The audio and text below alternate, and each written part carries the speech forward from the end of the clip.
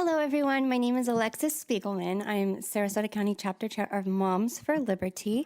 I would just like to say the topic of the panel that Ms. Ziegler spoke on at the University of Dallas was CRT, but Sarasota County insists it's not in our schools. Now it's synonymous with our equity committee.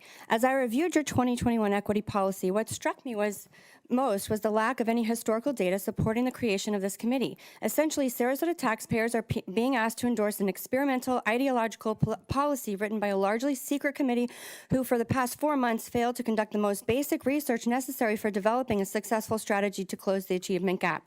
What was reported by our newly formed equity committee this morning, who strangely focused predominantly on strategies impacting high school students when data confirms that grades 1 through 3 are most crucial to determining future academic success, Sarasota County increased the achievement gap. This should not be surprising given that all the data we have suggests that equity committees actually make the achievement gap worse. The Educational Opportunity Project at Stanford University has student test scores data available for virtually every school district in the country.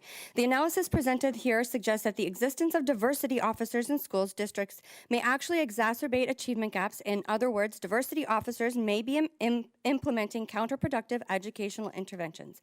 A simple comparison with achievement gaps in districts with and without diversity programs shows that gaps are larger in districts that employ these programs.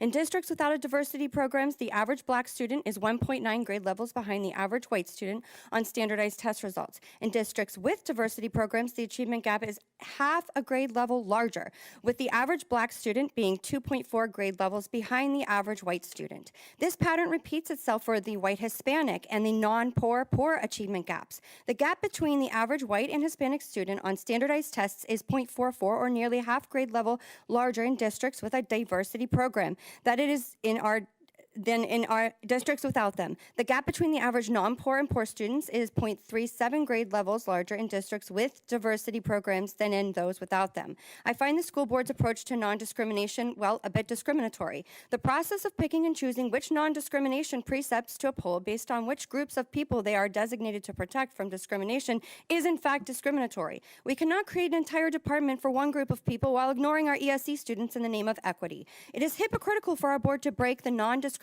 clause in Section 6 of the Department of Health Emergency Rule, segregating masked and unmasked students, then launch an entire program based on the non-discrimination statute. The non-discrimination clause referenced as the basis for founding your equity committee does not at all call for a committee to be created. It calls for data to be collected. Again, you would think that if the district was going to go beyond what the statute calls for, they would first gather data to determine the proper course. Could it be the forces behind the concept also subscribe to the notion that we can eliminate racism by employing more racism? Thank you. Thank you.